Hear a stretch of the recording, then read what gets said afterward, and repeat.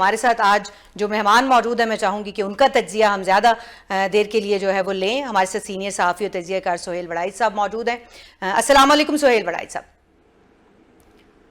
وعلیکم السلام جی. وڑائی صاحب آپ کو شو میں خوش آمدید کہوں گی. بتائیے گا کہ آپ بھی یہ ساری اس وقت دیکھ رہے ہیں کہ ایک دم سے جو ہے وہ سیاسی منظر میں جو ہے وہ تبدیلیاں ہو رہی ہیں, اور جو سب سے پہلے تو میں آپ سے یہ پوچھنا چاہوں گی کہ یہ جو ابھی ہم نے حالیہ بیانات دیکھے ہیں محسن نقوی صاحب کے, وہ وزیر داخلہ ہیں, ایک اسی نظام کا حصہ ہیں جس نظام پر وہ سوال اٹھا رہے ہیں. 3 سال سے انہوں نے نظام کی بہتری کے لیے کوئی کوشش نہیں کی یا کی, اس کے اوپر بھی بہت سارے سوالات اٹھ رہے ہیں. تو یہ بتائیے گا کہ ان کو یہ باتیں کرنے کی ضرورت کیوں پیش آئی؟ کیا کوئی سمت تبدیل ہو رہی ہے؟ نہیں, میرا خیال ہے کہ وہ ظاہر ہے اس سسٹم کے اندر انٹر ہوئے ہیں محسن نقوی صاحب, اور ظاہر ہے ان کا اہل سیاست سے تعلق اس حوالے سے ہے کہ وہ کیبنٹ کا حصہ ہیں. لیکن دوسری طرف جو ہمارے ہاں بہرحال آپ کو پتہ ہے مقتدر طبقے بھی ہیں, ان کی بھی ایک فیلنگ ہے, وہ بھی فیلنگ جو ہے اس سے آگاہ ہوں گے.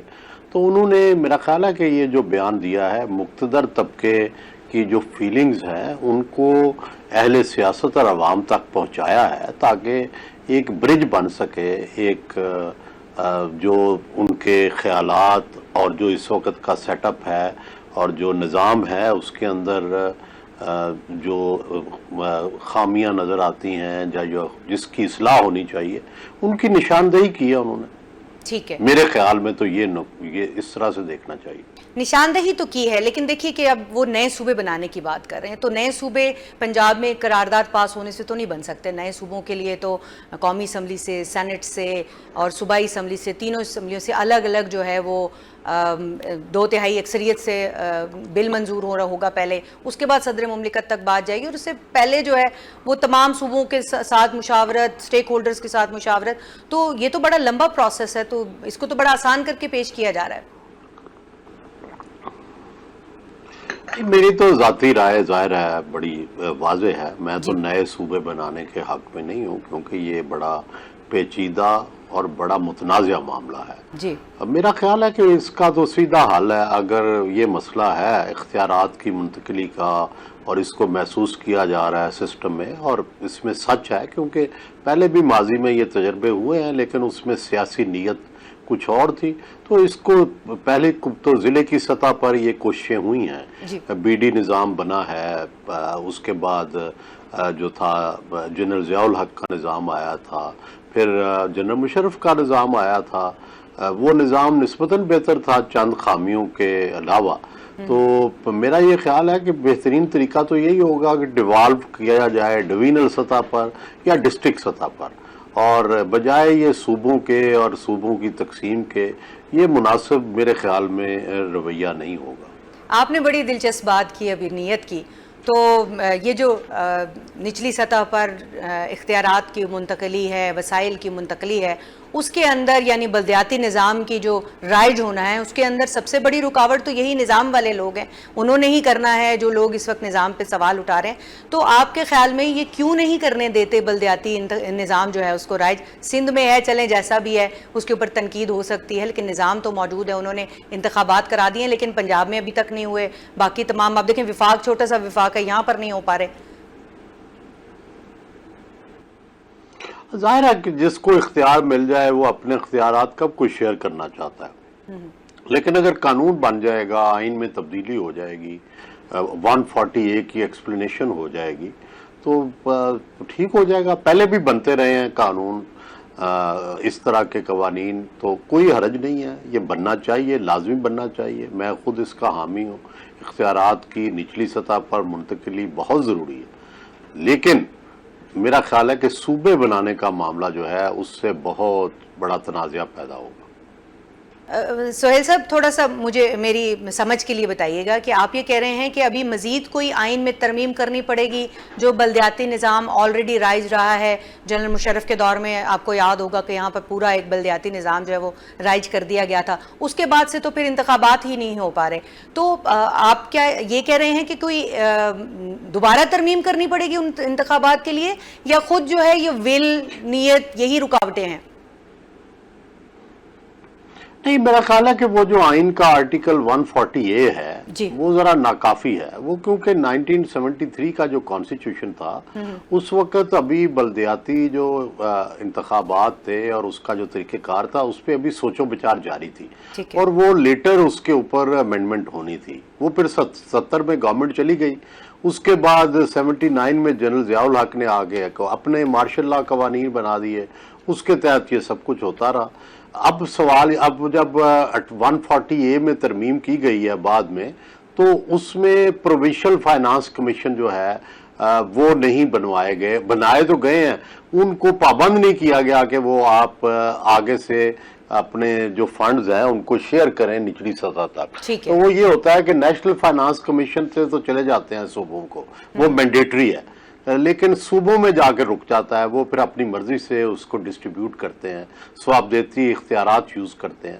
تو ضرورت اس بات کی ہے کہ اس کو بھی کانسٹیٹیوشن کا حصہ بنایا جائے، الیکشنز کو مینڈیٹری قرار دیا جائے، اور اس کو بھی نیشنل اور پروونشل الیکشن کی طرح ان کی سب کی مدت مقرر کی جائے، اور ان کا جو لوکل گورنمنٹ ہے ان کو تحلیل کرنا یا ختم کرنا، وہ چیف منسٹر کی اگر مرضی کے خلاف کوئی لوکل گورنمنٹ آ جائے تو اس کو ختم کر دیتے ہیں، معطل کر دیتے ہیں، یا اس کی فنڈنگ بند کر دیتے ہیں، تو وہ بالکل بیکار ہو جاتا ہے۔ تو ظاہر ہے یہ ایک الگ سسٹم ہے۔ اگر فرض کرو آپ یہ دیکھیں نا کہ امریکہ کے اندر جو میئر ہے ممدانی، وہ ڈیموکریٹک پارٹی کا ہے، لیکن ٹرمپ باوجود تمام اختلافات کے اس کی فنڈنگ تو نہیں بند کر سکتے، اس کے اختیارات تو نہیں چھین سکتے۔ اسی طرح جو میئر صادق خان ہے لندن کے میئر، وہ بھی اب تو خیر لیبر پارٹی آ گئی ہے، اس سے پہلے جب لیبر پارٹی نہیں تھی تو تب بھی وہ میئر رہے ہیں۔ تو یہ اس طریقے سے دنیا کو جو مثالیں دنیا میں ہیں ان کو سامنے رکھ کے اسی طرح کے بلدیاتی اور مقامی حکومتوں کا نظام بنانا چاہیے۔ بالکل نظام تو بنانا چاہیے، اور اس کے ساتھ ساتھ آپ نے رائے صاحب ابھی آپ کی نظر سے بھی جو اس وقت پیپلز پارٹی اور نون لیگ کے درمیان میں ایک اختلافات چل رہے ہیں، اور خاص طور پر جو پیپلز پارٹی کی جانب سے آزاد کشمیر کے الیکشنز کے دونوں جو مراحل ہیں، بلکہ اب تو 3 کہنا چاہیے، دونوں تو نہیں کہنا چاہیے، کیونکہ وہ جو 4 اگست کو ایک اگلا مرحلہ انہوں نے ایک اور فیز بھی کر لیا جو ملتوی ہوئے تھے۔ تو آپ یہ بتائیے گا کہ اب ہم دیکھ رہے ہیں کہ الزامات کی سیاست ایک طرح سے دونوں طرف سے چل رہی ہے، اور بلاول بھٹو زرداری کی جانب سے اب یہ الٹی گنتی والا ایک بیان جو ہے وہ بھی آپ کی نظر سے گزرا ہوگا۔ تو آپ کو کیا لگتا ہے کہ بلاول بھٹو زرداری کا یہ بیان جو ہے یہ جسٹ یہ سیاسی مہم کا حصہ ہے، یا واقعی اس میں کچھ سنجیدگی ہے، اور آنے والے دنوں میں وفاق سے جو ہے وہ پیپلز پارٹی اپنی سپورٹ جو ہے وہ واپس لے سکتی ہے، جو الائز ہیں وہ اپنے علیحدگی اختیار کر سکتے ہیں؟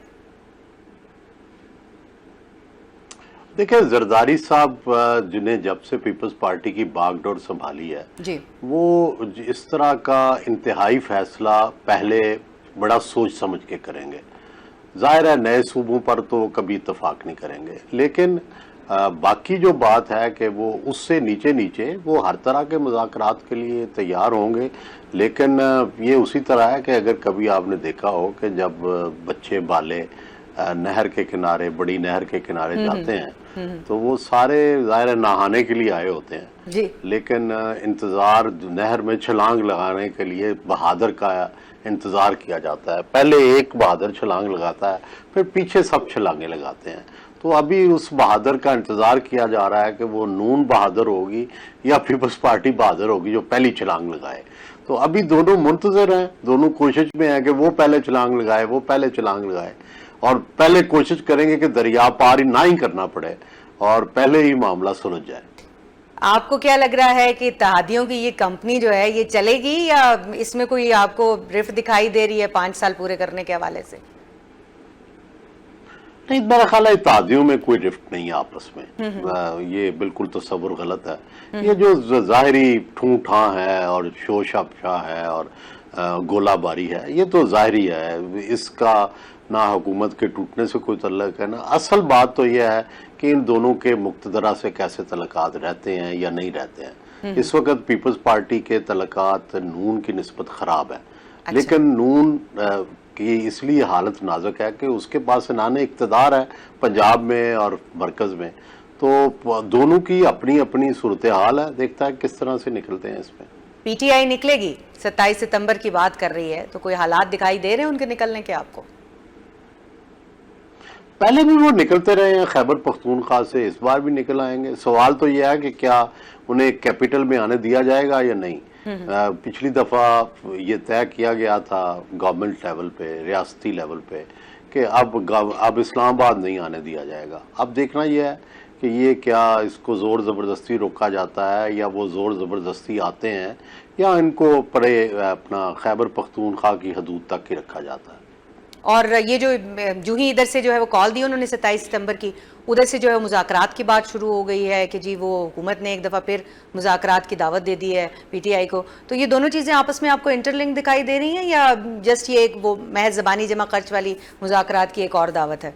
पहले भी तो नहीं उसके ऊपर अमल दरामद हुआ।